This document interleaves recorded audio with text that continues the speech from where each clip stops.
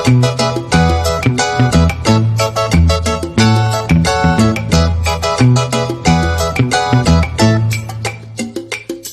दोस्तों, परदेसी flight YouTube channel पर आप सभी का वेलकम है। दोस्तों, फ्लाइट और ट्रेवल से जुड़ी हुई आप सबके लिए बहुत ही जरूरी अपडेट है।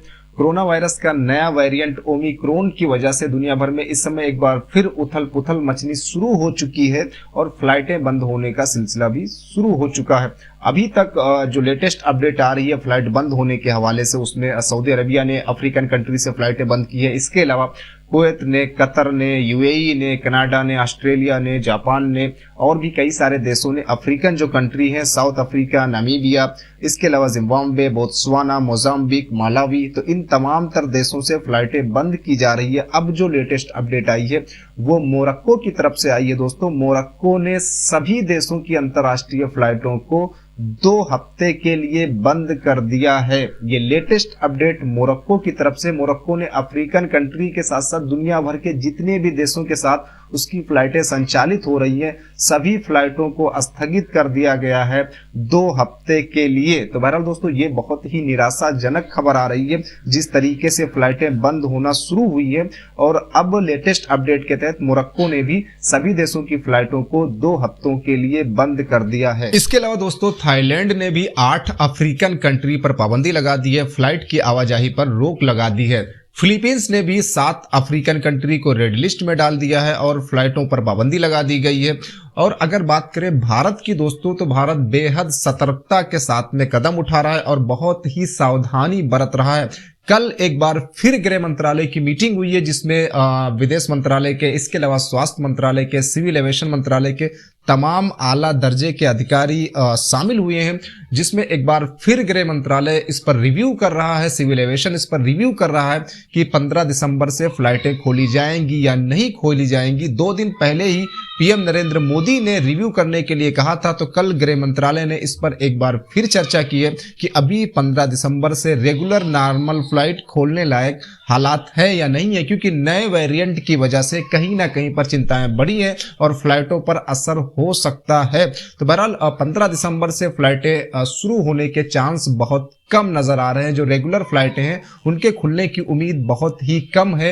ये जो डिसीजन लिया गया था कि 15 दिसंबर से रेगुलर फ्लाइटें चलेंगी, उस पर रिव्यू किया जा रहा है और ये फैसला वापस हो सकता है। कोरोना के नए वेरिएंट को लेकर कुवैत की तरफ से भी अपडेट है। दोस्तों, कुवैत ने 9 अफ्रीकन कंट्री पर पाबंदी लगाई है, लेकिन कुवैत की तरफ से एक अच्छा बयान ये आया है कि कुवैत अपने अंतर्राष्ट्रीय बॉर्डर को बंद नहीं करेगा, सभी फ्लाइटों को बंद नहीं करेगा। जिन देशों में कोरोना के नए वेरिएंट पाए गए हैं, जहां पर समस्याएं हैं, उन देशों के साथ में कुछ समय के लिए फ्लाइटें स्थगित की जाएंगी। परमानेंट बॉर्डर क्लोज नहीं किया जाएगा, फ्लाइटें परमानेंट बंद नहीं की जाएंगी। सारे देशों के साथ में फ्लाइटें बंद करने की कोई जरूरत नहीं है, ऐसा कुवैत की तरफ से कहा गया। कोरोना के नए वेरिएंट की वजह से जिस तरीके से अफ्रीकन कंट्री पर पाबंदी लगाई जा रही है, उसको लेकर साउथ अफ्रीका ने एक बार फिर नाराजगी जाहिर करते हुए कहा है कि उन्हें सजा दी जा रही है, अफ्रीकन कंट्री को सजा दी जा रही है, जबकि उन्हें इनाम दिया जाना चाहिए था कि कोरोना के नए वेरिएंट के बारे में उन्होंने दुनिया भर को बताया है।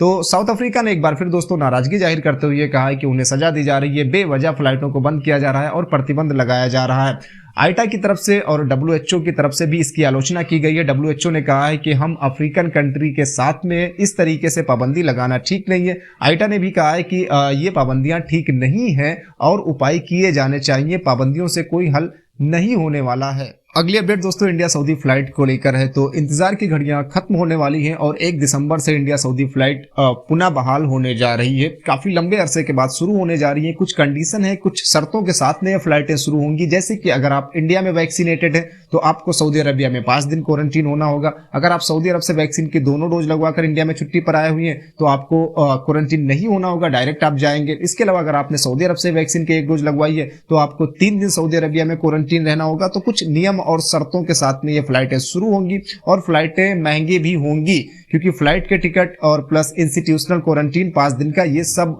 काफी महंगा होने वाला है और जाने वालों की संख्या भी बहुत ज्यादा रहेगी। लेकिन राहत की बात सिर्फ इतनी है कि अब आप दुबई का या नेपाल का या और कहीं का चक्कर नहीं लगाएंगे, इंडिया से सीधे आप सऊदी अरबिया जाएंगे। और कल एक और अपडेट आई थी, अगर आप तक ये जानकारी अभी तक नहीं पहुंची है, पिछला वीडियो मेरा नहीं देखा है, तो एक बार फिर मैं आपको बता देता हूं कि सऊदी हुकूमत ने एक बार फिर एग्जिट रीएंट्री वीजा यानी छुट्टी पेपर और इसके अलावा इकामा को और विजिट वीजा को एक्सटेंड करने का फैसला किया है। 31 जनवरी 2022 तक। तो बहरहाल जो लोग छुट्टी पर आए हुए थे अभी तक किसी वजह से नहीं जा पाए, उनको टेंशन थी, चिंता थी कि 30 नवंबर को उनकी छुट्टी खत्म हो रही है। तो बहरहाल उनको चिंता करने की जरूरत नहीं है। सऊदी हुकूमत ने एक बार फिर 31 जनवरी 2022 तक एग्जिट रीएंट्री वीजा और इकामा को बढ़ाने का फैसला किया है। तो आने वाले कुछ दिनों के बाद आपका ऑटोमेटिक ये एक्सटेंड हो जाएगा, ये फ्री ऑफ कास्ट होगा, इसका कोई भी पैसा पे नहीं करना होगा। तो बहरहाल दोस्तों ये कुछ अपडेट थी। आगे और कोई जानकारी आएगी फ्लाइट और ट्रेवल से रिलेटेड जो आपके काम के लायक होगी तो वो आप तक पहुंचाई जाएगी। इसके लिए आप परदेसी फ्लाइट यूट्यूब चैनल को सब्सक्राइब कर ले। मिलेंगे नेक्स्ट वीडियो में, तब तक आप अपना ख्याल रखिए, खुश रहिए, गुड बाय।